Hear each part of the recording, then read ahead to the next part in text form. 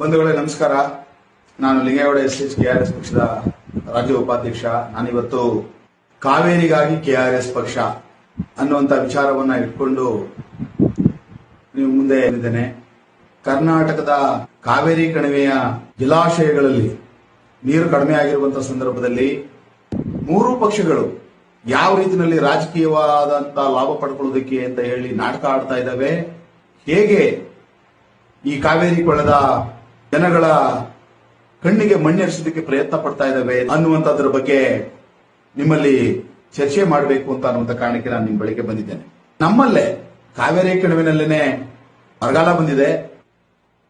ಕೇಂದ್ರ ಸರ್ಕಾರದ ಮಾರ್ಗಸೂಚಿ ಅನ್ವಯನೇ ಈ ರಾಜ್ಯದ ನೂರಾರು ತಾಲೂಕುಗಳನ್ನ ಬರಪೀಡಿತ ತಾಲೂಕುಗಳು ಅಂತ ಹೇಳಿ ರಾಜ್ಯ ಸರ್ಕಾರ ಘೋಷಣೆ ಮಾಡಿದೆ ಮೊನ್ನೆ.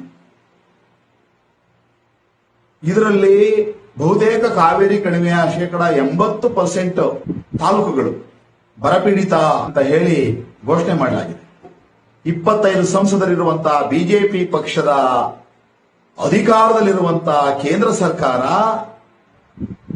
ನೀರು ಬಿಡಿಸಿದೆ, ಕಾಂಗ್ರೆಸ್ ಸರ್ಕಾರ ನೀರು ಬಿಡ್ತಾ ಇದೆ. ಇಂಡಿಯಾ ಮೈತ್ರಿಕೂಟದ ಭಾಗವಾಗಿರುವಂತಹ ಡಿಎಂಕೆ ಪಕ್ಷದ ಸ್ಟಾಲಿನ್ ಅನ್ನ ನಾವೀಗ ಎದುರಾಕೊಳ್ಳೋಕ್ಕಾಗಲ್ಲ. ಡಿಎಂಕೆ ಸ್ಟಾಲಿನ್ ಅನ್ನ ಎದುರಾಕೊಂಡ್ರೆ ಕಷ್ಟ ಆಗುತ್ತೆ ಅಂತ ಸ್ಟಾಲಿನ್ ಬಹಳ ಬುದ್ಧಿವಂತರು. ಯಾವ ಕಡೆ ನೋಡ್ರು ಅವ್ರ ಲಾಭ.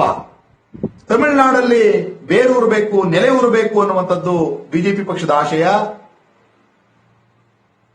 ನಾನೀಗಾಗಲೇ ಕರ್ನಾಟಕದಲ್ಲಿ ಬೇರೂರು ಬಿಟ್ಟಿದ್ದೀನಿ. 25 ಜನ ಸಂಸದರಿದ್ದಾರೆ, ಅದರಿಂದ ಏನು ವ್ಯತ್ಯಯ ಆಗೋದಿಲ್ಲ ಅನ್ನುವಂತ ಅಹಂಕಾರದಲ್ಲಿ ಬಿಜೆಪಿ ಪಕ್ಷ ತನ್ನ ರಾಜಕೀಯ ಲಾಭವನ್ನ ಇವತ್ತಿನ ಕ್ಷಣಕ್ಕೆ ನೋಡಿಕೊಂಡು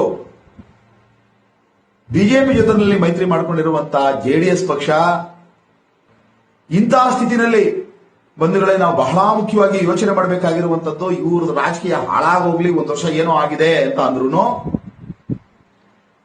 ನೀವು ಈ ಕಾವೇರಿ ಕೊಳ್ಳದ ಭಾಗಗಳಿಗೆ ಬಂದು ರೈತರನ್ನ ಹಳ್ಳಿಗಳಿಗೆ ಹೋಗಿ ನೀವು ವಿಚಾರ ಮಾಡಿದ್ರೆ ಒಂದು ಗೊತ್ತಾಗುತ್ತೆ. ಮೇಲಿಂದ ನೀರು ಬಿಡ್ತಾ ಇಲ್ಲ. ಈ ಸಂದರ್ಭದಲ್ಲಿ ಓ ಅಪ್ಪ ಒಟ್ಲಾಕಿದೀನಿ, ಸ್ವಲ್ಪ ನೀರು ಬಿಡೋ ಮನೆಯ ಅಂತ ಬೋರಲ್ಲಿ ಇರುವಂತ ಅನ್ನ ಕೇಳ್ತಾರೆ ಜನ.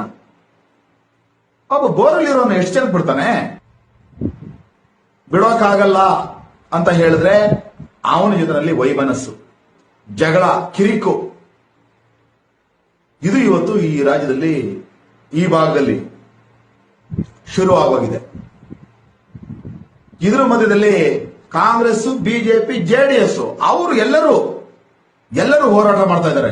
ಕಾಂಗ್ರೆಸ್ ಕಾವೇರಿ ನೀರನ್ನು ಬಿಡಬಾರದು. ಕೇಂದ್ರ ಸರ್ಕಾರದ ಅಧೀನದಲ್ಲಿ ಸಿಡಬ್ಲ್ಯೂಸಿ ಇದೆ. ಬಿಜೆಪಿಯವರು ಇಲ್ಲ ನೀವು ನೀರು ಬಿಡಬೇಡಿ ಅಂತ ಬಿಜೆಪಿಯವರು, ಕಾಂಗ್ರೆಸ್ನವರು ಕೂಡ ಈ ವಿಚಾರವನ್ನ ಇಟ್ಕೊಂಡು ಮಾಡ್ತಾ ಇದ್ದಾರೆ. ಬಿಜೆಪಿಯವರು ಇಲ್ಲಿ ಕಾಂಗ್ರೆಸ್ ಸರ್ಕಾರ ಇದೆ, ನೀವ್ಯಾಕೆ ನೀರು ಬಿಡ್ತೀರಾ, ನೀರು ಬಿಡಬೇಡಿ ಅಂತ ಹೇಳಿ ಬಿಜೆಪಿಯವರು, ಜೆಡಿಎಸ್ನವರು ನೀವು ನೀರು ಬಿಡಬೇಡಿ ಅನ್ನುವಂತ ಹೋರಾಟವನ್ನ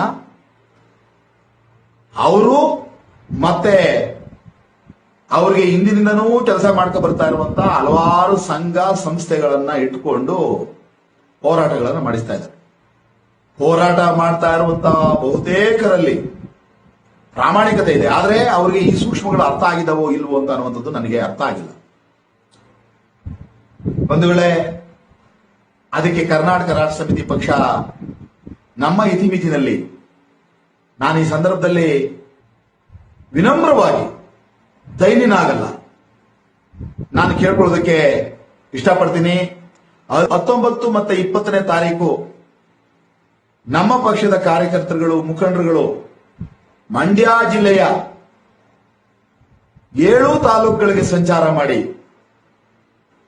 ಈ 3 ರಾಜಕೀಯ ಪಕ್ಷಗಳು ಮಾಡ್ತಾ ಇರುವಂತಹ ಕೆಟ್ಟ ರಾಜಕಾರಣದ ಕಾರಣಕ್ಕಾಗಿ ನಾವೆಲ್ಲ ಎಂತ ಸಂಕಷ್ಟದ ಪರಿಸ್ಥಿತಿಗೆ ಸಿಕ್ಕಿದ್ದೇವೆ ಅಂತ ಅನ್ನುವಂಥ ವಿಚಾರವನ್ನ ಹೇಳ್ಕೊಂಡು ಬರ್ತಾರೆ.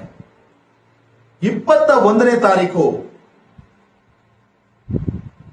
ಸಿಲ್ವರ್ ಜುಬಿಲಿ ಪಾರ್ಕ್ನಲ್ಲಿ ಕೆಆರ್ಎಸ್ ಪಕ್ಷದ ನೂರಾರು ಜನ ಸೈನಿಕರು ಸೇರ್ಕೊಂಡು ಮಂಡ್ಯ ನಗರದ ವ್ಯಾಪ್ತಿನಲ್ಲಿ, ಯಾಕೆ ಅಂದ್ರೆ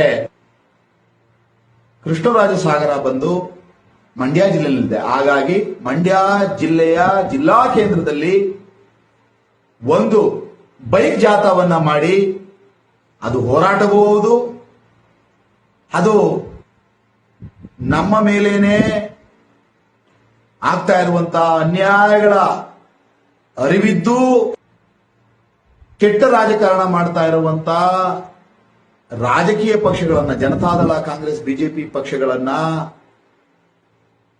ಕಡೆಗಣಿಸಿರೋ ಮಾರಾಯರ ಅಂತ ಹೇಳಿ ಅವರನ್ನ ಬೆಂಬಲಿಸ್ತಾ ಇರುವಂತಹ ಜನಗಳನ್ನ ಕೈ ಮುಗಿದು ಕೇಳ್ಕೊಳ್ಳೋದಕ್ಕೆ ಈ ಕಾರ್ಯಕ್ರಮ.